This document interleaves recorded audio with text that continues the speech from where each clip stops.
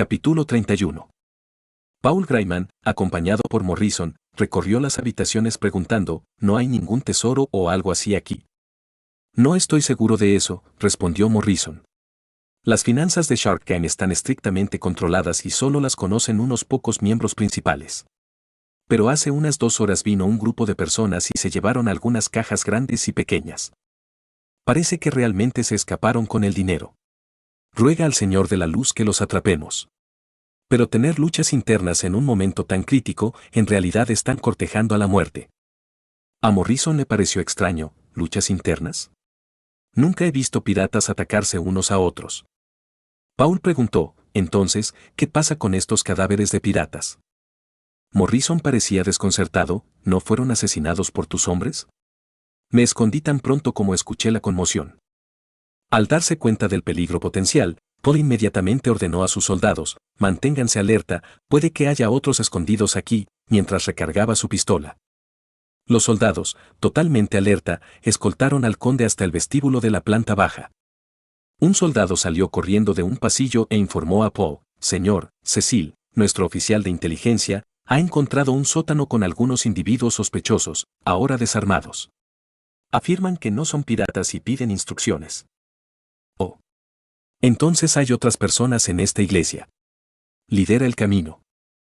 Te lo hemos dicho muchas veces, no somos piratas, ¿alguna vez has visto a una joven pirata tan hermosa como yo? Meru Eimer, la líder del equipo de aventuras Lickman, protestó en voz alta, con las manos atadas y expresando su descontento.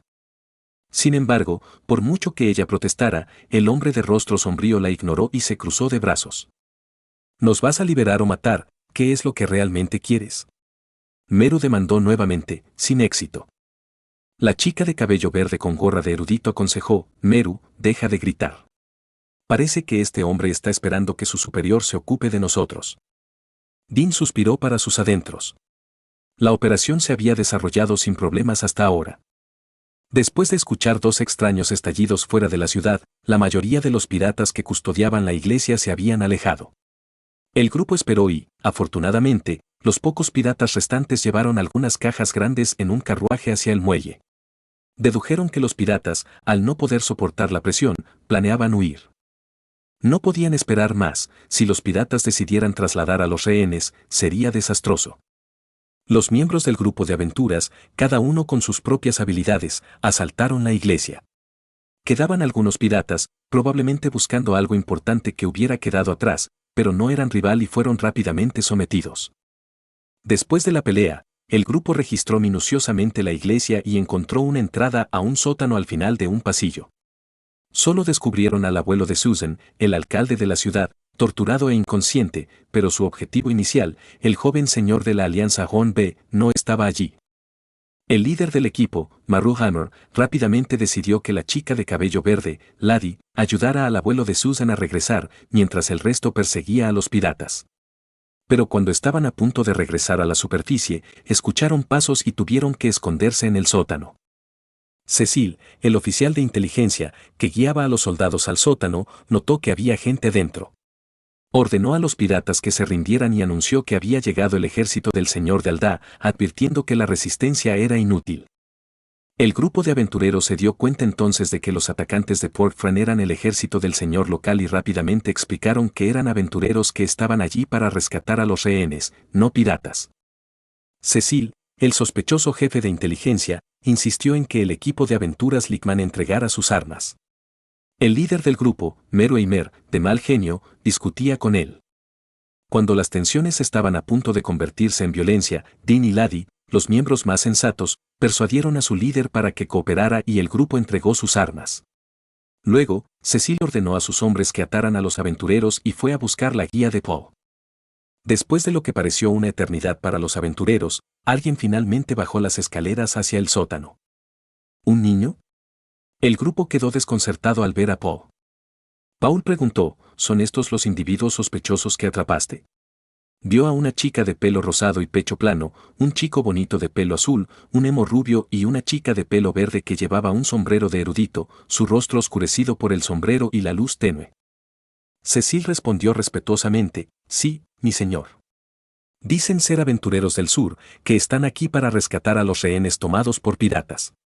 Sin embargo, pensé que era mejor ser cauteloso. Paul asintió, buen trabajo. Se volvió hacia los aventureros, explíquense, ¿cómo pueden probar sus identidades? Los aventureros se sorprendieron al escuchar la voz de Paul aún quebrada, indicando que tenía unos 15 años. Como señor, parecía demasiado joven. El líder del equipo Meru dijo con urgencia, ¿eres el señor aquí? Realmente vinimos a rescatar a la gente. Por favor, déjanos ir. Dean le susurró a Meru, aconsejándole que mostrara más respeto, ya que se sabía que los señores del norte eran despiadados e inflexibles. Pablo se puso alerta al verlo susurrar, ¿qué estáis haciendo? Te lo advierto, no conspires. Cuando Dean estaba a punto de explicar, Laddie de repente habló, estimado señor, primero debe ocuparse de la seguridad de su gente. Este anciano, torturado por piratas y ahora inconsciente, es el alcalde local. Su familia puede verificar nuestras identidades. Paul miró a la chica de cabello verde que ahora estaba frente a él. Llevaba un traje de viaje de erudito, su rostro mostraba un encanto más allá del de las mujeres comunes y sus ojos tenían raras pupilas rojas. Cuando sus miradas se encontraron, Paul sintió un breve mareo, descartándolo como fatiga por la emoción de la noche anterior. Él luchó contra un bostezo y dijo, está bien, deja claro un punto. Cecil, ¿reconoces al alcalde de Port Fran? Cecil respondió, lo siento, mi señor, sé que es un hombre mayor, pero no estoy seguro de su apariencia. Vaya a buscar un médico para tratar a este anciano y verificar su identidad, ordenó Paul. Luego, Cecil y 2 soldados se llevaron al anciano. Paul se volvió hacia los aventureros, en cuanto a ustedes, pueden irse una vez que el anciano despierte y demuestre su inocencia. No confiaría en ellos solo porque tenían una mujer hermosa en su grupo. Dean sugirió, señor, el alcalde ya estaba inconsciente cuando llegamos. Pero puedes pedirle a su nieta Susan que responda por nosotros, y le proporcionó la dirección de Susan. Paul estuvo de acuerdo, haré que la traigan aquí. Espero que seas realmente inocente. Inadvertida, la chica de cabello verde silenciosamente suspiró aliviada. Capítulo 32. Las olas blancas como la nieve acariciaban suavemente la playa, mientras las gaviotas gritaban de vez en cuando en el cielo. Bajo la luz del sol, el mar era como un espejo azul que reflejaba el cielo azul y las nubes blancas. Debería haber sido un día perfecto para navegar, pero la zona del muelle de Port Fran estaba inusualmente tranquila. Los pescadores, normalmente ocupados con sus capturas, y los comerciantes ocupados en el transporte, no estaban a la vista, ya que todos preferían evitar problemas. Rema más fuerte. No muy lejos de la orilla, un grupo de piratas, incluido su líder Tiburón, remaba vigorosamente. Habían abandonado a sus hermanos defendiendo las puertas de la ciudad y regresaron en secreto a la iglesia para recolectar el oro, la plata y las joyas que habían recolectado a lo largo del tiempo. Los transportaron silenciosamente hasta el muelle y abordaron un velero, listos para escabullirse silenciosamente. Sin embargo, justo cuando estaban desatando las cuerdas, Schroeder dirigió a sus soldados en un ataque sorpresa al muelle.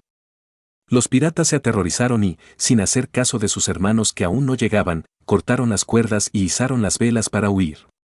Schroeder ordenó una persecución y condujo a sus soldados a 2 barcos que aún estaban atracados en el muelle, persiguiendo a los piratas. Aunque el mar estaba en calma, Sark se sintió como si estuviera en medio de una tormenta, maldiciendo a todos, desde Greyman hasta sus perezosos remeros. Sin embargo, los barcos de los soldados se acercaban. Los piratas, con solo unos 20 hombres escasos de personal y agobiados por el pesado tesoro, no podían considerar abandonar su botín, una opción impensable para Sark. Te sugiero que te rindas honestamente. Puedo suplicarle al señor local que le evite la pena de muerte, sugirió una voz débil. El que hablaba era un joven con las manos atadas a la espalda. Callarse la boca. Tiburón abofeteó al joven, cállate o te corto una mano para alimentar a los peces. El joven, tras ser abofeteado, guardó silencio.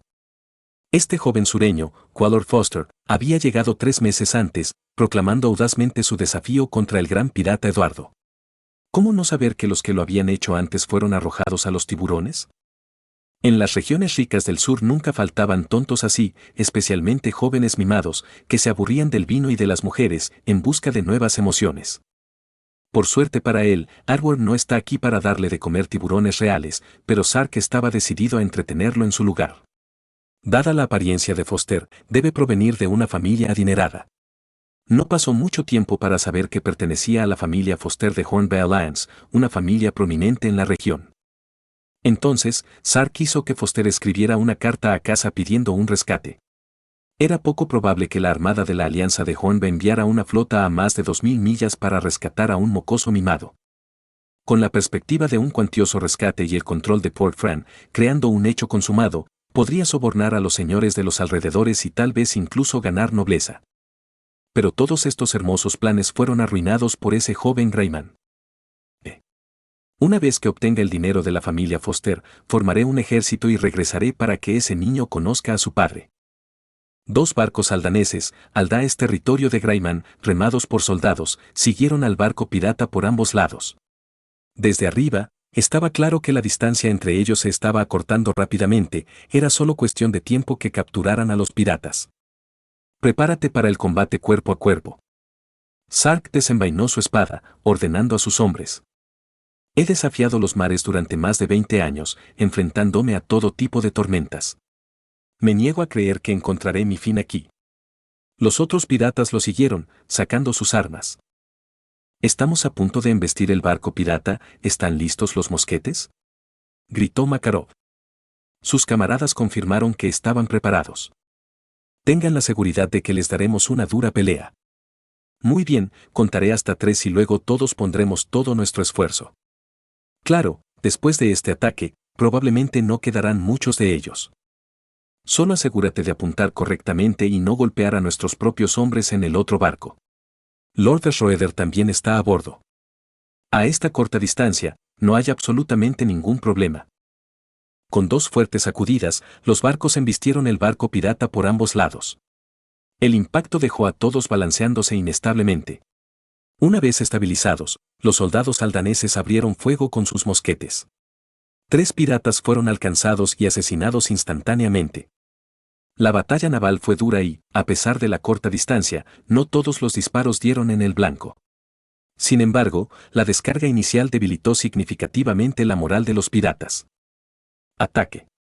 Schroeder encabezó la carga hacia el barco pirata. Sark, empuñando una pesada espada, se encontró con la espada del viejo caballero. Su arma parecía engorrosa comparada con la espada de caballero más delgada de Schroeder. Tiburón, con los ojos inyectados en sangre y las venas abultadas en el cuello, rugió: «Viejo, vamos.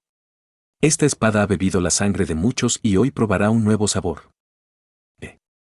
Fanfarronería y bravuconería. Schroeder, experimentado en la batalla, se dio cuenta de que el hombre solo estaba tratando de envalentonarse. Los dos dejaron de hablar y comenzaron a pelear en cubierta, intercambiando golpes. Schroeder, que no estaba acostumbrado a luchar en un barco que se balanceaba, inicialmente estaba a la defensiva, pero su defensa fue impecable y Sark no obtuvo ninguna ventaja. Otros también encontraron a sus oponentes, y los sonidos de armas chocando y personas peleando resonaron en el mar. «Bandidos, no creas que puedes quitarme mi dinero». Sark blandió su arma salvajemente, sus grandes movimientos delataban su agitación, casi olvidando de qué lado estaba. Sin embargo, los soldados aldaneses superaban significativamente a los piratas, y esta abrumadora ventaja finalmente aplastó la desesperada resistencia de los piratas. Schroeder se adaptó gradualmente a las condiciones de la batalla, pasando de la defensa al ataque. Finalmente, Sark fue apuñalado en el muslo y se desplomó en la cubierta, incapaz de volver a levantarse. «Me rindo». «Me rindo», desesperadamente arrojó su arma, resignándose a su destino. Al ver rendirse a su líder, los piratas restantes también arrojaron sus armas y se rindieron. «Átalos y zarpa de regreso». Schroeder miró fríamente a Sark, que yacía en la cubierta, y ordenó regresar al muelle. Entonces una voz vino desde un rincón de la cubierta: «Ustedes son soldados del señor Aldan». «No, señor, por favor sálvame». La voz estaba llena de la alegría de sobrevivir a una catástrofe. Schroeder se giró y vio a un joven con las manos atadas a la espalda, sentado en un rincón de la cubierta con los ojos llorosos. La intensidad de la batalla los había distraído de notarlo. Schroeder, cauteloso, quiso primero comprobar su identidad. «¿Quién eres? ¿Por qué estabas atado en el barco pirata?» «Soy de la familia Foster de Southern Hornby Alliance. Fui secuestrado por estos piratas hace unos meses, me has salvado y mi familia seguramente te recompensará generosamente». El joven rápidamente reveló su identidad. Capítulo 33. Mientras Schroeder escoltaba a Sark y su pandilla de regreso al muelle, Paul Grayman estaba ocupado confirmando la identidad del equipo de aventuras Lickman. Se llamó a varios lugareños de Port Fran, incluida la nieta del alcalde, Susan. Entonces, este anciano, que apenas está vivo, es de hecho el alcalde de este lugar. Sí, mi señor, respondieron los habitantes con cautela, sin apenas atreverse a hacer contacto visual con el señor. Su mirada se dirigió a Susan, que lloraba suavemente junto a su abuelo. La pobre niña había perdido a sus padres a una edad temprana y vivía únicamente con su abuelo. Si el anciano no sobrevivía a esta terrible experiencia, ¿qué sería de ella? Paul se volvió hacia Susan. Jovencita, ¿los que dicen ser aventureros son realmente los que contrataste para rescatar a tu abuelo? Susan miró al señor, luego rápidamente bajó la mirada hacia su abuelo y dijo fríamente, sí, señor. Paul estaba desconcertado por su reacción. La mirada de desdén y desprecio de Susan, junto con su tono, eran inquietantes, especialmente cuando se dirigía a alguien sin razón aparente. Tú eres Susan, ¿verdad? Simpatizo con la difícil situación de tu abuelo. ¿Hay algo que pueda hacer para ayudarte? Esta vez, Susan ni siquiera levantó la cabeza y volvió a responder con frialdad, no es necesario que haga nada, mi señor. Simplemente cumple con tus deberes como señor y no te escondas en tu castillo la próxima vez que los piratas vengan a intimidarnos. Víctor, recientemente ascendido a jefe del escuadrón de guardia interno, estaba junto a Paul. Al escuchar la dura respuesta de Susan a su señor, inmediatamente desenvainó su espada y gritó, insolencia. Los demás habitantes estaban aterrorizados, rápidamente se arrodillaron y suplicaron, Señor, por favor perdona a Susan. Ella es joven y no entiende, y está demasiado afligida por la condición de su abuelo. Sorprendentemente, el grito de Víctor provocó la ira de Susan. Se dio la vuelta y su voz se elevó entre lágrimas mientras confrontaba a Paul. Mi abuelo ha sido torturado hasta este estado, y tú vienes ahora, ¿sabes cuántas personas han perdido los ahorros de toda su vida? ¿Cuántas mujeres han sido violadas? ¿Cuántos se atrevieron a resistir fueron asesinados en este periodo? ¿A ustedes, los nobles, les importa siquiera? ¿Sabéis solo esconderos en vuestros altos castillos, bebiendo y divirtiéndoos, ajenos a la difícil situación de vuestro pueblo? ¿Habrías venido si los piratas no hubieran decidido apoderarse de este lugar de forma permanente? Después de desahogarse, la niña rompió a llorar.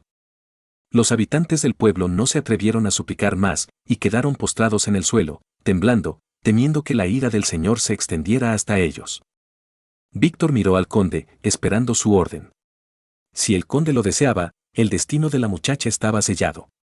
Insultar a un noble era una ofensa grave, aunque él simpatizaba internamente con ella.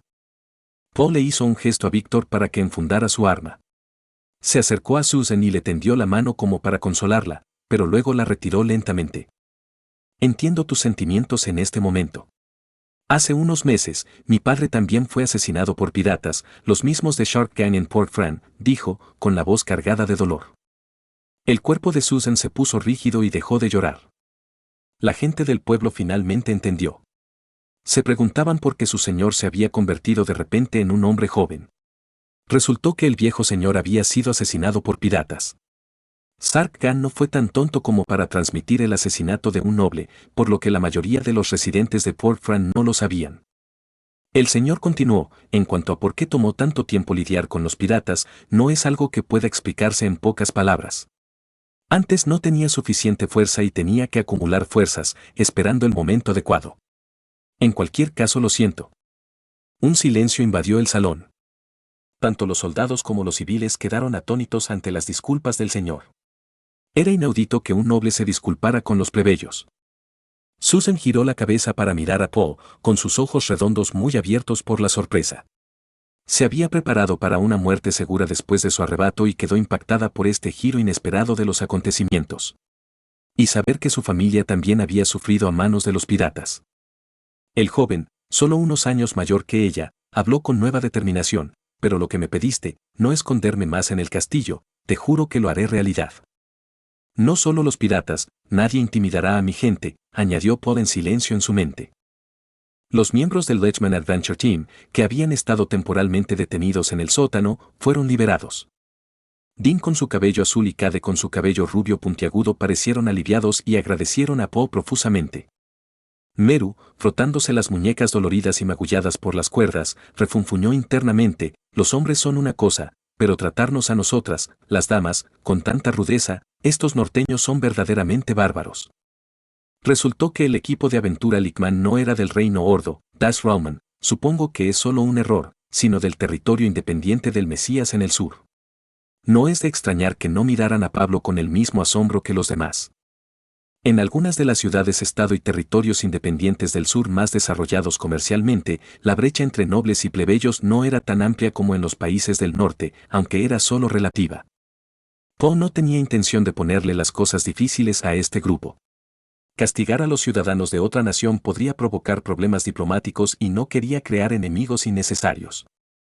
Un soldado entró para informar, Conde, el mayor Schroeder ha capturado a Sark y lo ha llevado a la entrada de la iglesia. Oh. Traed al viejo caballero y también a los prisioneros. Pronto, Schroeder y otros trajeron a Sark y su grupo. Conde, el líder pirata Tiburón y sus cómplices han sido capturados. Estos piratas intentaban escapar por mar después de abandonar a sus camaradas, dijo Schroeder con desdén, describiendo brevemente la batalla. Tiburón y sus subordinados estaban fuertemente atados, y Tiburón, herido en la pierna, yacía en el suelo gimiendo. Ese es él, mi señor, ese es el líder pirata Tiburón, por favor, señor, mátalo y haznos justicia. La gente del pueblo en el pasillo lo señaló. De repente, Sark se animó y gritó, Lord Greyman, conozco la ubicación del tesoro secreto de Adward, si me perdonas la vida, te diré dónde está. Estuvo mal por mi parte involucrarme en la muerte de tu padre, perdóname y seré tu perro leal y morderé a quien tú ordenes. Paul pensó con desdén, un último intento desesperado por encontrar un clavo ardiendo. Incluso si él fuera el asesino de mi padre, perdonarlo por dinero empañaría mi reputación en este mundo. El supuesto tesoro probablemente fue una invención. ¿Cómo podría ser conocida la riqueza de Adward por una pandilla de poca monta como la de Sark?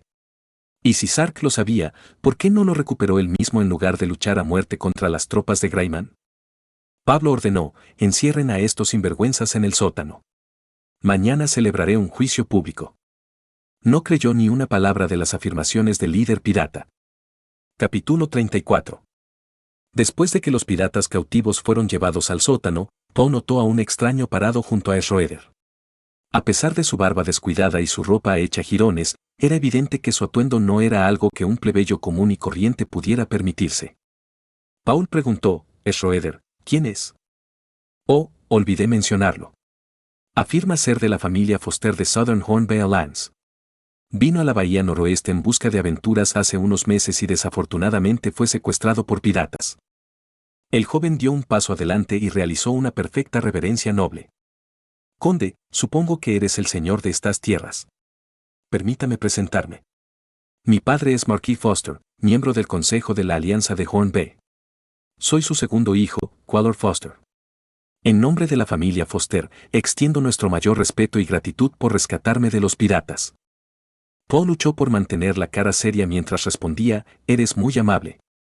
Es parte de mi deber como señor.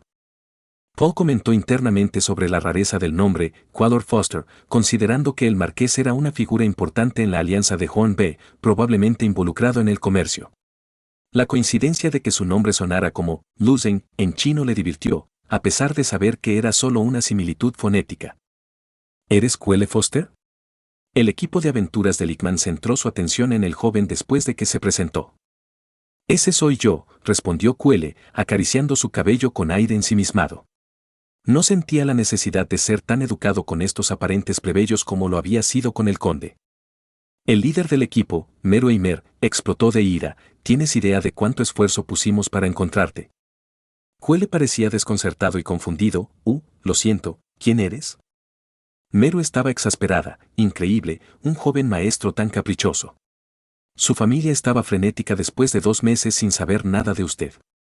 El marqués contrató a nuestro grupo de aventuras para encontrarte. Solo supimos que estabas con los piratas después de llegar aquí, y casi perdemos la vida tratando de rescatarte. Mis acciones impulsivas causaron preocupación. Pido disculpas. Hey. Estás perdiendo el sentido de mi historia. ¿Qué dijiste? Estoy muy frustrado. No me importa, el acuerdo inicial era solo encontrarte, no luchar contra los piratas. Exigimos el triple de la tarifa original. Quelle chasqueó los dedos y dijo con indiferencia, no hay problema. Siempre respeto a los aventureros. La familia Foster cumplirá sus deseos. Su actitud arrogante era inconfundible. Ni siquiera preguntaste cuánto era la tarifa original. Todos en el salón, incluido Paul, sintieron una oleada de envidia, celos y resentimiento hacia los ricos. Mientras hablaban, los oficiales que habían estado persiguiendo a los piratas restantes en Port Frank llegaron a la iglesia. Quelle Foster y los miembros del Lechman Adventure Team fueron escoltados a descansar y la gente del pueblo fue enviada a casa. Mientras tanto, en una sala contigua a la sala se reunieron los oficiales de compañía y pelotón. La oficial de Estado Mayor Joyce fue responsable de resumir el resultado de la batalla. Se puso de pie e informó, damas y caballeros, la batalla fue un éxito rotundo. La Shark Gang ha sido completamente eliminada. Ejecutamos a 123 piratas, incluido su líder Tiburón, y el resto fue capturado. Perdimos 32 hombres y 55 resultaron heridos en diversos grados. Los agentes intercambiaron miradas, muy satisfechos con el resultado. Paul preguntó, ¿alguna noticia sobre el grupo pirata liderado por Mudfish? Joyce respondió, no los encontramos en esta batalla. Según los cautivos, parece que huyeron al mar desde el principio. Schroeder añadió, en la persecución de Sark, también recuperamos varias cajas de monedas que habían cargado en el barco. Una estimación aproximada es de unas 2.000 monedas de oro, 6.000 monedas de plata y decenas de miles de monedas de cobre. Oh. Todos expresaron sorpresa, asombro por lo lucrativa que podía ser la piratería, con una pequeña banda de piratas amasando tanta riqueza. Pablo estaba muy feliz. Con tanto dinero, ahora podía hacer muchas cosas que había deseado durante mucho tiempo. Podemos usar este dinero para fabricar más cañones. Recluta más soldados. Fabricar más mosquetes. Y establecer nuestra propia fuerza naval. Los oficiales compartieron sus ideas sobre cómo utilizar el dinero, e incluso Cecil, responsable de inteligencia, indicó sutilmente la necesidad de más fondos para sus operaciones. Pero gran parte de este dinero fue saqueado a los residentes costeros, ¿no deberíamos devolvérselo?, alguien preguntó de repente. La sala quedó en silencio y la animada discusión se detuvo abruptamente. Todos intercambiaron miradas y luego dirigieron su atención al conde Paul. Paul agonizó internamente por la decisión. Por supuesto, su corazón quería devolver el dinero a la gente, pero no estaba seguro de los demás. Si también quisieran devolver el dinero, sería un feliz consenso.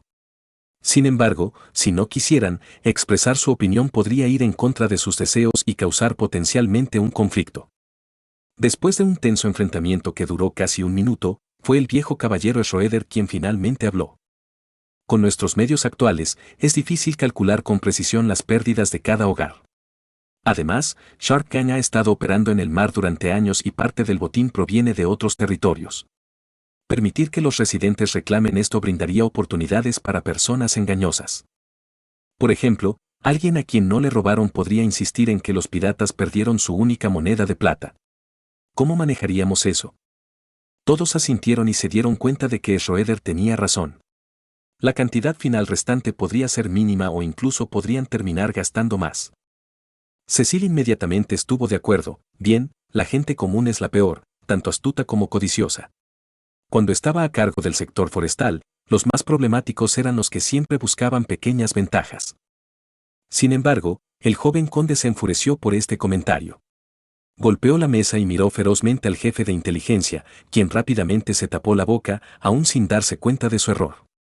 Schroeder continuó, por lo tanto, sugiero compensar a los residentes afectados de otras maneras. Por ejemplo, podríamos reducir algunos impuestos, reparar puentes y carreteras en aldeas saqueadas, o investigar discretamente y proporcionar ayuda financiera a familias cuyos medios de vida estaban realmente amenazados, bajo diferentes pretextos. Esto es mejor que permitir reclamos basados únicamente en la palabra de una persona. Gran idea. Schroeder siempre ve el panorama más amplio. Segundo que. Los oficiales apoyaron unánimemente la propuesta de Schroeder. Pablo también estuvo de acuerdo y, al ver el consenso de todos, declaró con decisión, bien. Entonces eso está arreglado. Capítulo 35. El día después de la liberación de Port Frank, Paul Grayman ordenó a la gente del pueblo que se reunieran en la plaza frente a la iglesia. Tenía la intención de celebrar allí un juicio público para juzgar abiertamente a los piratas. Los soldados comenzaron a notificar a todos los hogares temprano en la mañana y, a las 9, todo el pueblo se había congregado en la plaza. Allí, la gente notó 4 siniestras horcas erigidas y comenzó a especular sobre cuántos piratas ejecutaría el señor. Más de 200 miembros de Shark Gang, los piratas cautivos, estaban atados y arrodillados frente a las escaleras de la iglesia. Al ver a estos sinvergüenzas que habían tiranizado a Port Fran en los últimos meses, las emociones de la gente del pueblo aumentaron. Ahora, estos piratas, que parecían perros derrotados, ya no eran una amenaza. La multitud comenzó a arrojarles pescado podrido y piedras, y algunos cautivos sufrieron heridas sangrientas a causa del bombardeo.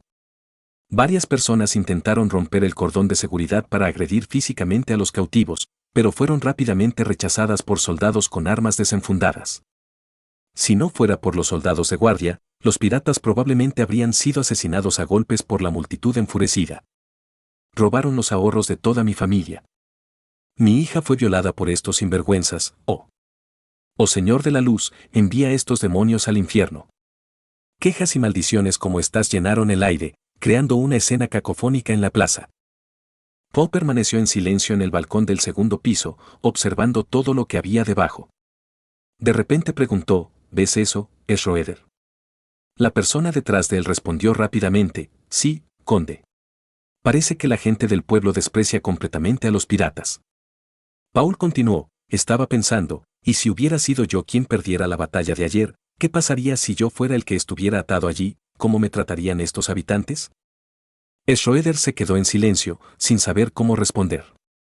Paul reflexionó, probablemente no sea diferente de estos piratas, supongo. De todos modos me arrojarían peces podridos y piedras a la cabeza. Esto. ¿Cómo podría ser eso? Mi señor, usted es su señor, respondió Schroeder, tratando de ser reconfortante, aunque su incertidumbre era evidente. Paul se burló, sí, un señor cuya familia los abandonó en manos de piratas durante más de 20 años y luego regresó descaradamente para cobrar impuestos. El viejo caballero no supo cómo continuar la conversación y optó por el silencio. Pablo observó, ¿viste cómo me miraron ayer algunos de la gente del pueblo? Me di cuenta de que sus ojos no eran diferentes de los que miraban a los tiburones detrás de ellos. Es solo que mi bastón es más pesado después de haber derrotado al tiburón. Solo me muestran un respeto superficial. Si el tiburón me hubiera vencido, significaría simplemente un cambio de señor para ellos. Después de todo, en cualquier caso, se trata de opresión y extorsión. El joven conde suspiró, ganar el corazón de la gente es una tarea larga y ardua. Empecemos por dejarles desahogar su ira contra estos piratas. A las 10 de la mañana comenzó el juicio público. El capitán Olman, con voz resonante, fue elegido para leer en voz alta los crímenes de los piratas. Desplegando el pergamino, comenzó en voz alta. En el año santo de 1990, junio, en nombre del conde Paul Grayman de Aldá, se convoca este juicio público para anunciar los actos atroces de la banda pirata, Shark Gang, resumidos de la siguiente manera. Saquear riquezas, amasar fortunas ilícitamente. Violar mujeres, absolutamente descarado. Masacrar a inocentes, brutal e inhumano. Bloqueando rutas comerciales, insaciablemente codiciosos. Desafiando violentamente la ley, sin arrepentirse. A medida que se leía cada acusación, los rostros de los piratas al pie de las escaleras se volvían pálidos. ¡Mátalos! ¡Mátalos! Los gritos de la gente del pueblo se fusionaron en ondas de sonido que golpearon implacablemente a los condenados. Tras la enumeración de sus crímenes, comenzó la sentencia para los piratas. Según las discusiones del día anterior, el destino de Sark, el líder de la pandilla, estaba sellado. Su asesinato del viejo señor por sí solo fue suficiente para múltiples sentencias de muerte. Incluso si Paul no lo sentenciara a muerte, otros funcionarios de alto rango en el territorio no lo dejarían en libertad. Los otros líderes mayores y menores de Shark Gang tampoco pudieron salvarse. Cualquiera que alcanzara una posición de liderazgo en la pandilla era invariablemente cruel y sanguinario, con innumerables vidas en sus manos. En cuanto a los pandilleros de menor rango, era necesaria una muestra de discernimiento. Los que habían cometido asesinato o violación serían ejecutados, mientras que otros implicados en delitos menores eran condenados a trabajos forzados. La tarea de identificación quedó en manos de la gente del pueblo. A cualquier ciudadano que afirmara haber sido agraviado por los piratas se le permitió entrar al cordón para identificar los crímenes personales cometidos por estos miembros de menor rango. Un ciudadano sacó a rastras a un pirata del grupo de cautivos y declaró, era él. Vi con mis propios ojos cómo este hombre apuñaló al pobre Glenn en el estómago por exigir el pago de su comida. Una mujer mayor, arañando a un bruto que había violado a su hija, gritó, este demonio contaminó a mi hija, por favor busque justicia para ella. Escenas como esta se desarrollaron continuamente hasta las 3 de la tarde, cuando finalmente se completó la identificación. Los piratas condenados por delitos graves fueron arrastrados fuera, sabiendo que su fin estaba cerca, y cerraron los ojos a la espera de su sentencia final. Paul, de pie en el balcón, gritó a la multitud. Gente de Port Fran, yo, Paul Grayman, señor de Aldá, por la presente anuncio las sentencias para estos piratas. A aquellos cuyos delitos sean menores, los condeno a entre 3 y 5 años de trabajos forzados. Luego dirigió solemnemente su mirada hacia los delincuentes más graves y dijo, para aquellos que han demostrado ser los más viles y atroces, solo la muerte puede sofocar su indignación, por eso los condeno a la horca. En nombre del pueblo, ejecútenlos inmediatamente. Los soldados condujeron rápidamente a los condenados a la horca. Les colocaron lazos alrededor del cuello y, con una patada para quitar los taburetes debajo de ellos, los prisioneros lucharon en vano antes de perder la vida. La multitud estalló en vítores a medida que se quitaban cada vida, en lotes sucesivos.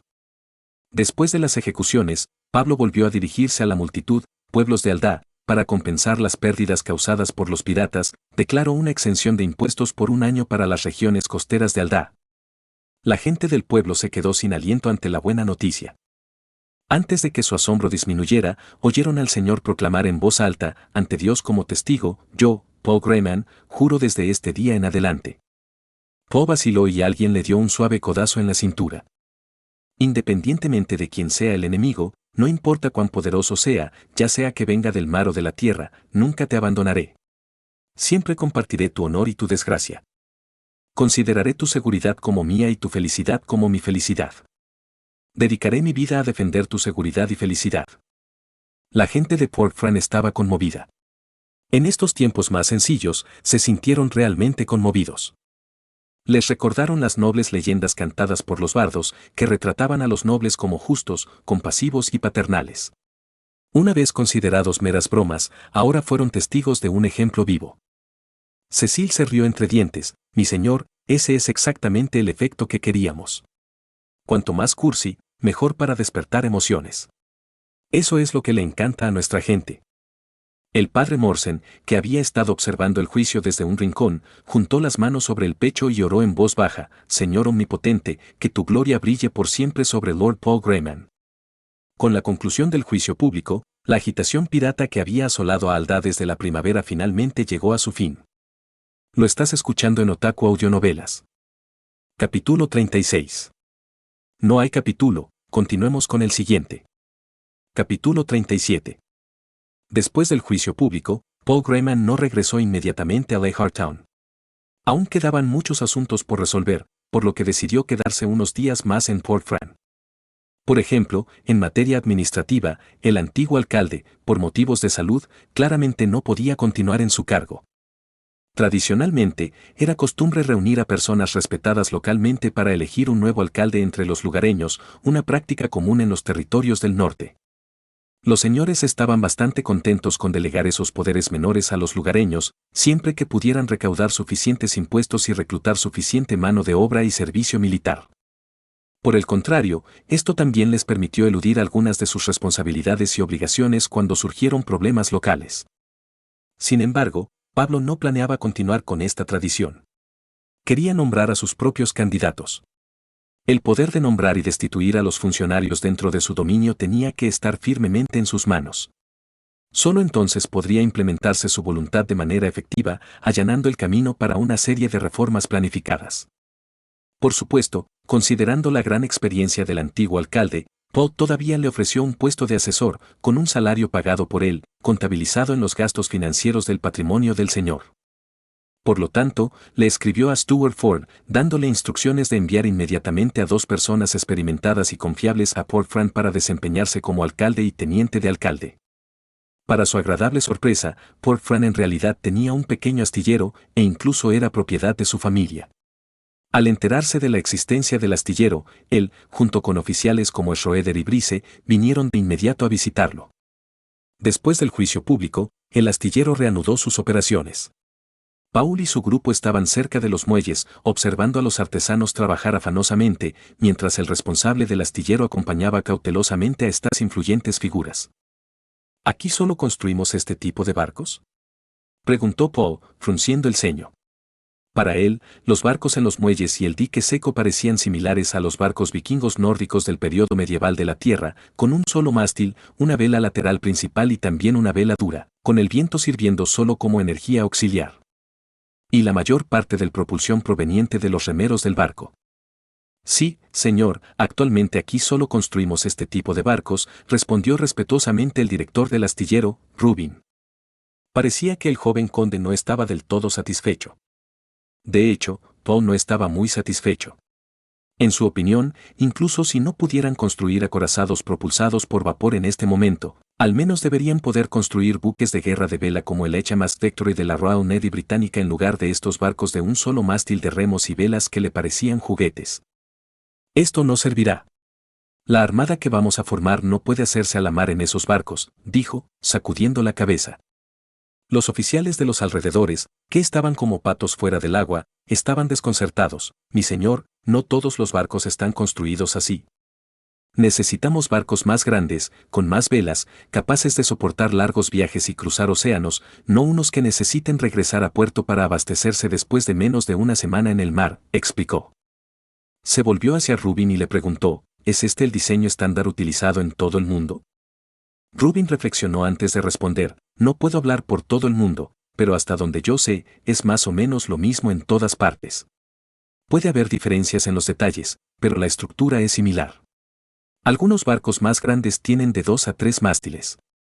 ¿Estas velas duras se utilizan universalmente?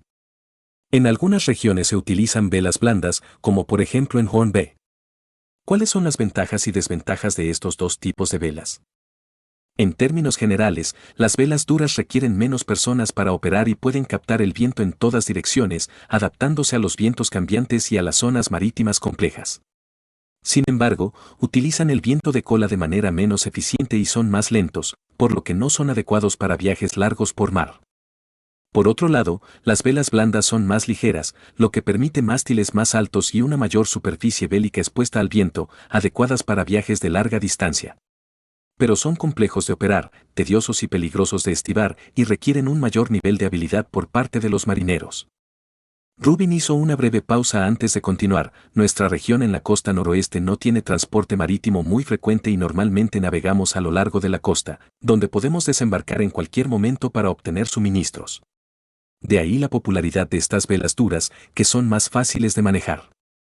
Las naciones del sur, como la Alianza Horn Bay, tienen un comercio marítimo más desarrollado y una tecnología de construcción naval avanzada, por lo que generalmente utilizan velas blandas y construyen barcos más grandes. Horn Bay Alliance, lo entiendo, pensó Paul en el desafortunado noble capturado por piratas, que era de Horn Bay Alliance. De repente, recordando algo, Rubin se excusó, por favor, espere un momento, mi señor. Luego se apresuró a regresar a su oficina, regresando rápidamente con un grueso volumen en sus brazos. Le entregó el libro a Paul con ambas manos. Esta es una recopilación de varios tipos de barcos que he reunido desde que comencé mi carrera. Dado que el conde está tan interesado en los barcos, tal vez le resulte útil. Paul tomó el libro y lo hojeó brevemente. Era rico en información, con ilustraciones y texto que documentaban cada tipo de barco que el gerente del astillero había encontrado en su carrera, incluidos detalles como capacidad de carga, calado, tamaño y composición de la tripulación, alcance, materiales utilizados y más.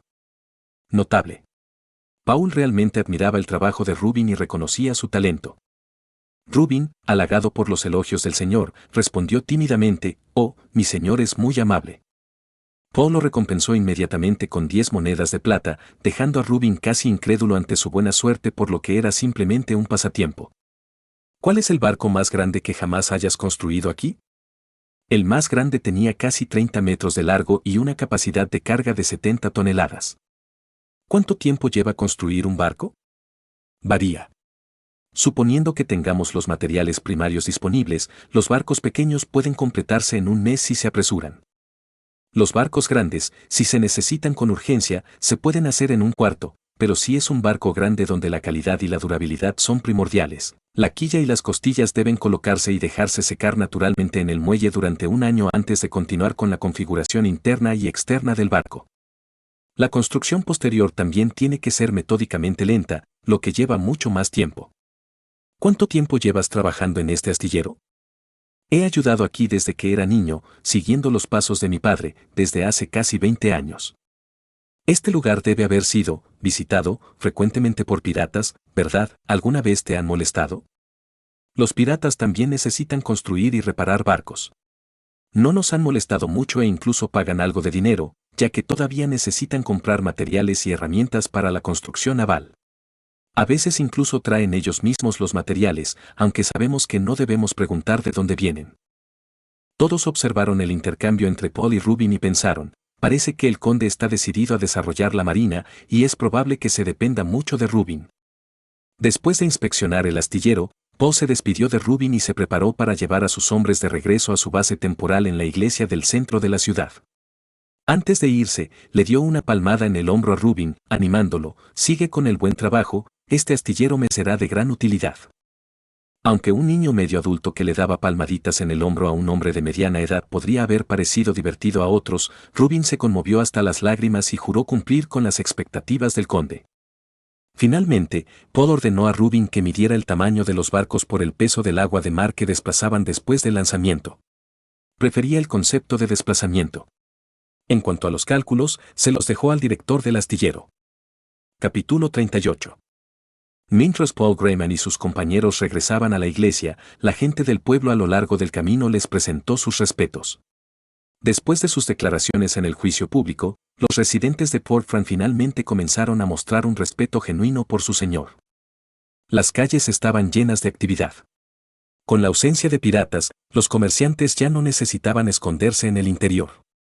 Instalaron sus puestos a lo largo de las carreteras, promocionando ruidosamente sus productos. Los niños jugaban y retozaban por todas partes, los hombres se apresuraban en su trabajo y las mujeres se reunían en grupos, charlando sobre asuntos domésticos o curioseando y seleccionando productos de los puestos. La ciudad irradiaba una atmósfera próspera y próspera. Al observar todo esto, Poe declaró de repente, necesitamos comenzar a reclutar marineros para nuestra futura marina. Brice respondió con cierta dificultad, hay mucha gente familiarizada con el agua, pero muy pocas que sean expertas en el combate naval. El tiempo es esencial, señores. Todavía hay muchos piratas en el mar amenazando el territorio de Aldá. Los pequeños grupos de piratas son manejables, pero ¿qué pasa si una gran banda de piratas ataca? Incluso si no pueden derrotarnos en tierra, ¿qué pasa si atacan la costa y luego huyen? No puedo apostar un soldado cada pocos metros a lo largo de la costa. Debemos tomar la iniciativa para expulsar a los piratas, grandes y pequeños, de la bahía noroeste para que pueda dormir tranquilo. Brice estuvo de acuerdo, las palabras del Lord Conde son sabias. Y ahí está el famoso pirata Edward.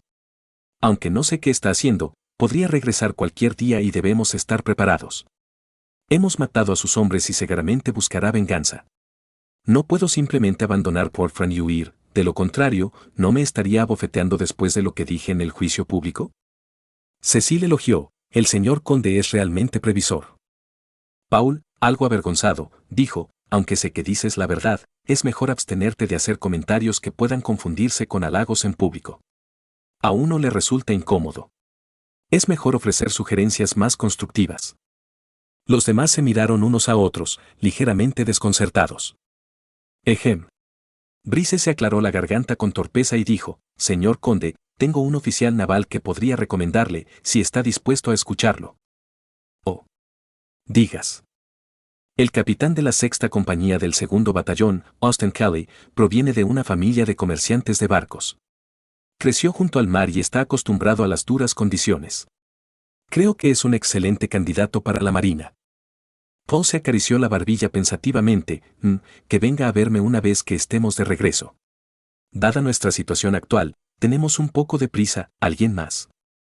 Brice se rascó la cabeza, bueno, él es el único que me viene a la mente por ahora. Mientras continuaban su discusión, se acercaron a la iglesia, donde se había reunido una multitud.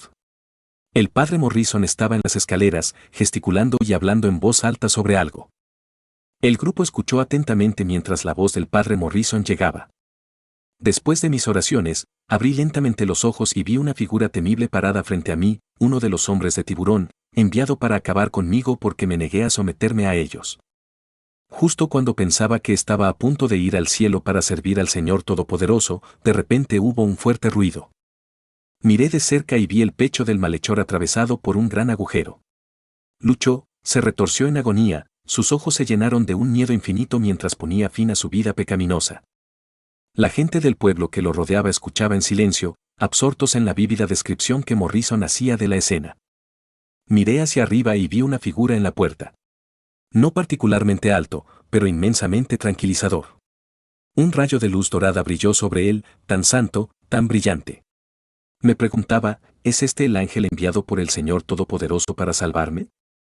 Ah, omnisciente y omnipotente Señor de la luz, no has abandonado a tu más devoto sirviente. La narración del padre Morrison fue tan emotiva y atractiva que los oyentes quedaron completamente cautivados. Sí, ese ángel no era otro que Lord Paul Greyman. Lord Paul Greyman es el ángel enviado por el Señor de la Luz para salvarme, salvarlos a todos ustedes y salvar a todos los seres del mundo. Empuñaba el bastón del rayo que le había otorgado el Señor, capaz de vencer a los seguidores del diablo con un solo golpe. Compartió el gran poder que le había otorgado el Señor con sus guerreros, expulsando a los piratas que infestaron Port Frank con su espíritu intrépido. Una voz de mando resonó en mi mente, síguelo, ayúdalo. Entonces supe que era una orden divina del Señor de la Luz. El público quedó boquiabierto, su creencia en lo sobrenatural sigue siendo fuerte en esta época. El padre Morrison hizo la señal de la cruz, cerrando los ojos en oración devota, alabado sea el Señor Todopoderoso. El público repitió, alabado sea el Señor Todopoderoso. Morrison continuó, siempre seguiremos tus enseñanzas. La audiencia repitió, siempre seguiremos tus enseñanzas. Morrison proclamó, alabado sea el gran Paul Greyman. El público respondió, alabado sea el gran Paul Greyman. Morrison concluyó, siempre seguiremos sus pasos. El público afirmó, siempre seguiremos sus pasos. Brice comentó, es una lástima que el padre Morrison no sea actor de teatro. Cecil, con un dejo de desdén, dijo, simplemente sabe adular y adular. Parecía haber olvidado sus recientes halagos hacia el conde. Este tipo sabe cómo jugar y capta rápidamente la esencia de sus superiores. No es de extrañar que haya logrado sobrevivir ileso entre los piratas hasta ahora. A decir verdad, Paul estaba un poco avergonzado por la actuación en la entrada de la iglesia, fue algo vergonzoso. Sin embargo, estaba bastante satisfecho con Morrison, considerando que la gente común de la época era receptiva a tales exhibiciones. Muy bien, entremos por atrás para no perturbar la actuación del señor Morrison, dijo con una sonrisa, guiando a todos hacia la puerta trasera de la iglesia. Esa tarde, un nervioso capitán Austen llegó a la oficina temporal del conde. Se cuadró con un saludo, informe, capitán Austen Cale del 2º batallón, 6ª compañía, a su servicio. Paul evaluó a Austen y le indicó una silla, siéntese, capitán. Sí, señor conde. Después de que el capitán Austen se sentó, Paul preguntó, capitán, ¿sabe por qué lo he convocado aquí? Austen parpadeó, me está ascendiendo, mi señor. Wow. Este tipo no se anda con rodeos, no sigue las formalidades habituales. Esto tomó a Pablo por sorpresa.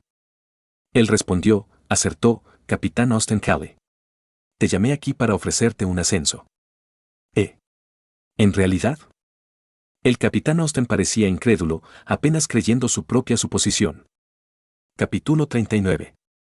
Frente a la expresión de sorpresa del capitán Austen, el conde continuó, no solo te estoy ascendiendo, sino que también quiero que te transfieran a otra rama del ejército, la marina. Austen, que acababa de convertirse en el comandante de la recién formada 6ª compañía, todavía se estaba familiarizando con sus tropas y ahora lo estaban transfiriendo a otra unidad. Espera, ¿la marina? ¿El territorio de Alda tiene siquiera una armada? Una expresión de perplejidad apareció en el rostro de Austen. Paul, al ver la confusión interna de Austen, explicó, sí, considerando la amenaza actual de los piratas y las perspectivas futuras del comercio oceánico, estamos planeando establecer una nueva rama del ejército, la Armada. Austen entendió entonces. Parecía que al conde le había gustado su experiencia de haber crecido familiarizado con la vida marina. Quizás alguien lo había recomendado. ¿Comercio oceánico? Una buena idea, por cierto. Parecía que tenía un futuro prometedor por delante. De hecho, Paul continuó, fue Brice quien me recomendó. Dijo que vienes de una familia de comerciantes de barcos y has vivido en el mar con tus mayores desde la infancia, lo que te convierte en un candidato naval ideal. Lord Bryce me halaga, respondió Austen, tratando de sonar modesto a pesar de la emoción que sentía por dentro. Luego, Paul añadió una advertencia, sin embargo, su posición inicialmente será provisional. Que se vuelva permanente depende de tus propias capacidades. Austen enderezó el pecho, tenga la seguridad, mi señor. No decepcionaré tus expectativas. Paul agitó la mano con desdén, todo el mundo me dice eso, pero lo que me importa son los resultados. Sí, mi señor. ¿Dónde están los marineros ahora? Comencemos el entrenamiento en el mar de inmediato. Austen estaba ansioso por demostrar su entusiasmo. Paul señaló a Austen, en este momento, ustedes son toda la marina. Austen. Entonces, era un comandante sin tropas, dispuesto a remar sin ayuda de nadie en busca de piratas para participar en la batalla. No te preocupes, aseguró Paul. Todo el mundo no está familiarizado con los asuntos navales, por eso no hemos actuado apresuradamente. Planeo organizar la armada en flotas, batallones, escuadrones y pelotones. Serás el comandante interino de la flota de la Bahía Noroeste y también el líder interino del primer escuadrón del primer batallón del primer destacamento. Esta es una posición en la que realmente puedes brillar, al igual que Brice. Dada su familiaridad con los asuntos marítimos, puede redactar sus propios estándares de contratación. Una vez que los revise, la oficina de reclutamiento contratará soldados y marineros para usted. Supervisarás personalmente su evaluación. Además, eres libre de seleccionar a cualquier veterano de los 2 batallones de infantería que tenga habilidades para nadar y navegar para que se una a tu mando. Necesitamos fortalecer la marina rápidamente. Austen finalmente se sintió aliviado. Esto era mucho más manejable. Sí, mi señor. Formaremos una fuerza de combate lo más rápido posible. En cuanto a los barcos, por ahora solo podemos usar barcos piratas capturados o requisar algunos barcos civiles para su entrenamiento. Pero ordenaré al astillero que acelere la construcción de buques de guerra. Puede proporcionar información sobre el diseño y la estructura de estos barcos. Conozco al director del astillero, Rubin, desde que era niño. Consultaré con él. Paula sintió con satisfacción. Todo transcurría sin problemas. Primero, regrese y calcule los gastos necesarios. Ven a mi habitación esta noche y discutiremos los detalles. Entendido, mi señor. El capitán Austen se levantó y saludó, girándose para irse, pero de repente tuvo una idea. Mi señor, acabo de pensar en algo que podría mejorar significativamente nuestras capacidades de combate, si está de acuerdo.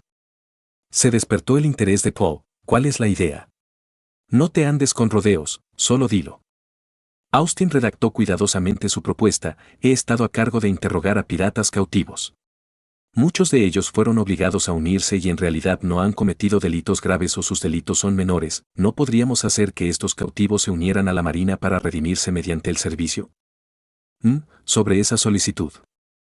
Poe vaciló un poco, con la mano derecha apoyada en la mesa y los dedos índice y medio golpeando alternativamente la superficie, reflexionando sobre la viabilidad de esta sugerencia. No es imposible, dijo finalmente. Primero, tráeme sus archivos. Organizaremos un equipo para examinarlos minuciosamente. Pero incluso si se alistan en la marina, no deberían aparecer en público. Sabia decisión, mi señor. Era necesario un cumplido bien colocado. Sin embargo, Austen permaneció clavado en el lugar. ¿Hay algo más? Con vacilación en su voz, Austen dijo, sobre ese líder pirata, Kik. Quizás él también debería ser considerado. Su experiencia en mando naval podría ser invaluable y eso es precisamente lo que nos falta. La conducta del conde cambió al recordar algo desagradable y su mirada sobre el capitán se volvió severa. Ese líder pirata, el Gran Kik, ¿qué escribió esa carta burlándose de mí? Oye, no tientes a la suerte. Olvídate de lo que dije, el capitán Austen rápidamente retrocedió y se giró para irse.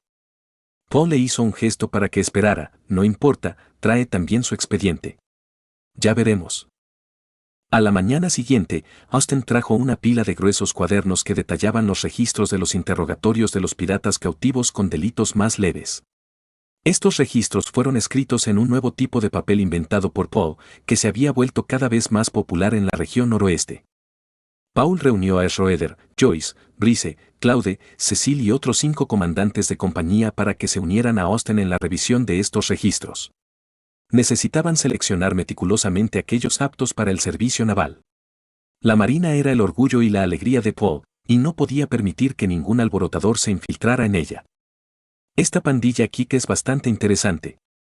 Hojeando los archivos de los miembros de la pandilla Kik que habían sido capturados antes, Poe se volvió hacia Austen. No es de extrañar que quieras un líder pirata así. Sí, creo que Kik y la mayoría de sus hombres podrían ser reclutados. De hecho, la banda Kik era una anomalía entre los piratas. Según los archivos, nunca parecían haber robado a civiles comunes, sino que solo tenían como objetivo a los ricos y algunos nobles menores.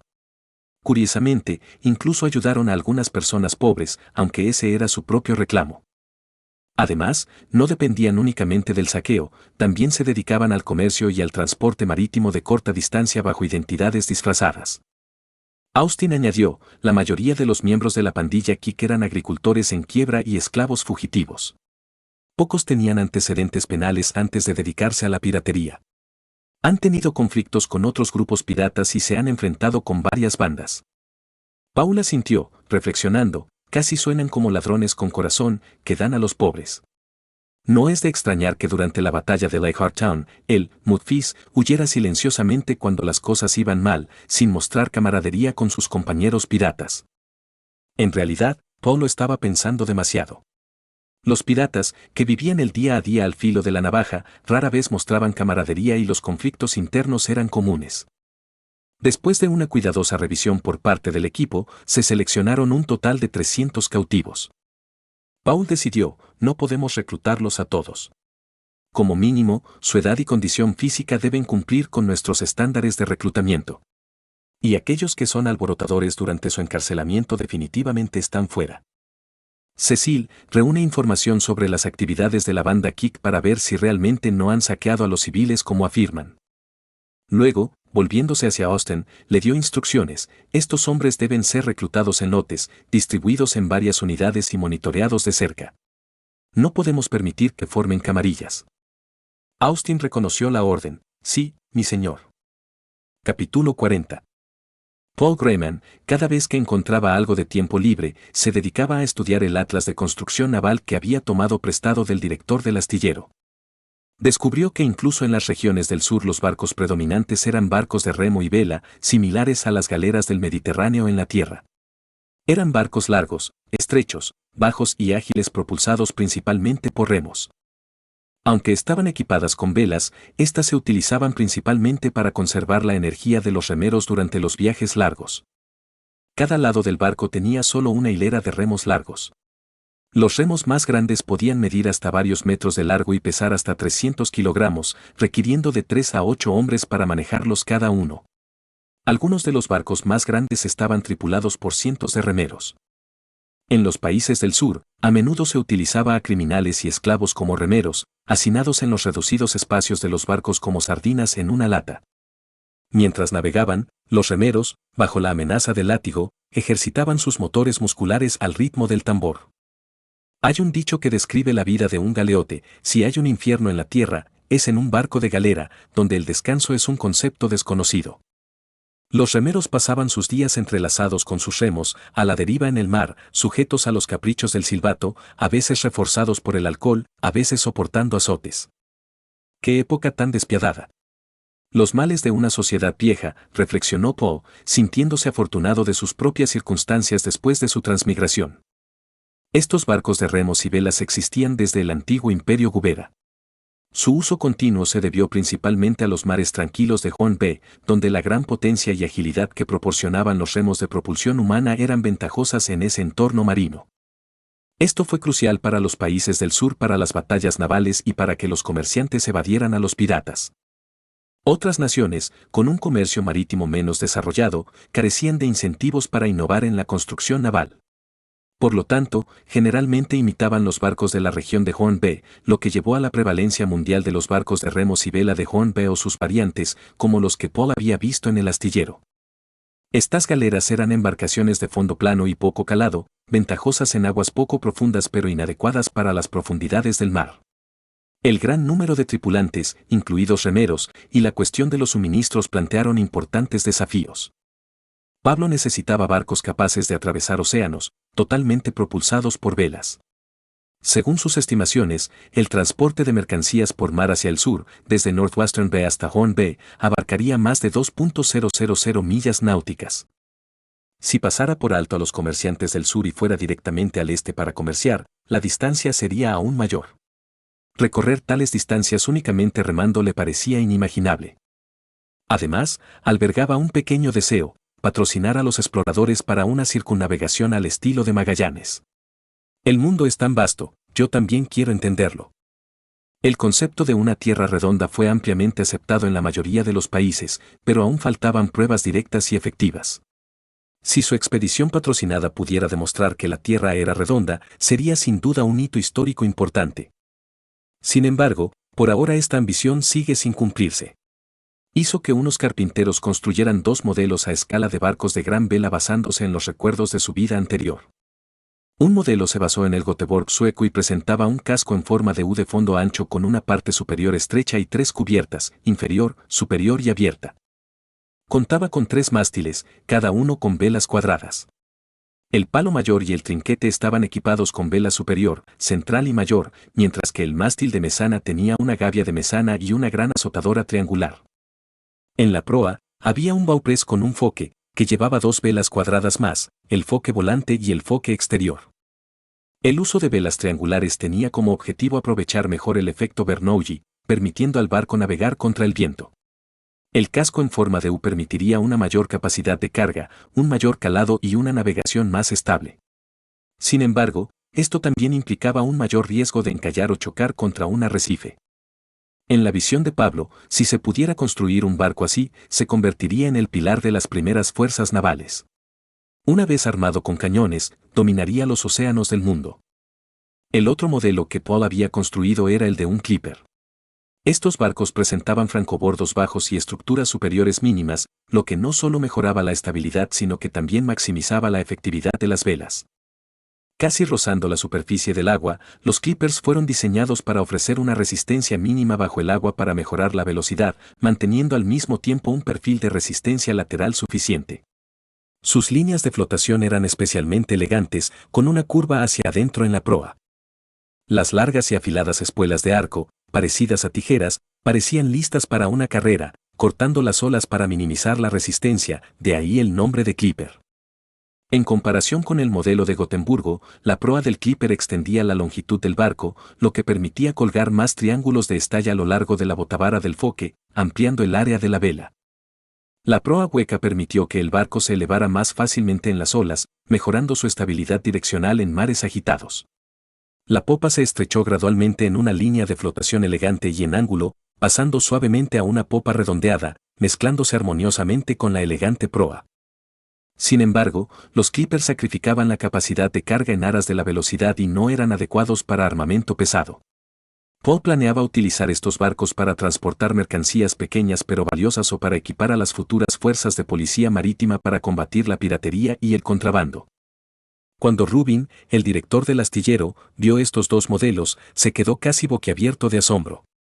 De hecho, independientemente de si estos diseños parecían prácticos a los nativos de este mundo, su atractivo estético sería con creces el de los barcos de remos y vela contemporáneos. Su diseño novedoso y elegante dejó a Rubin con ganas de probarlos.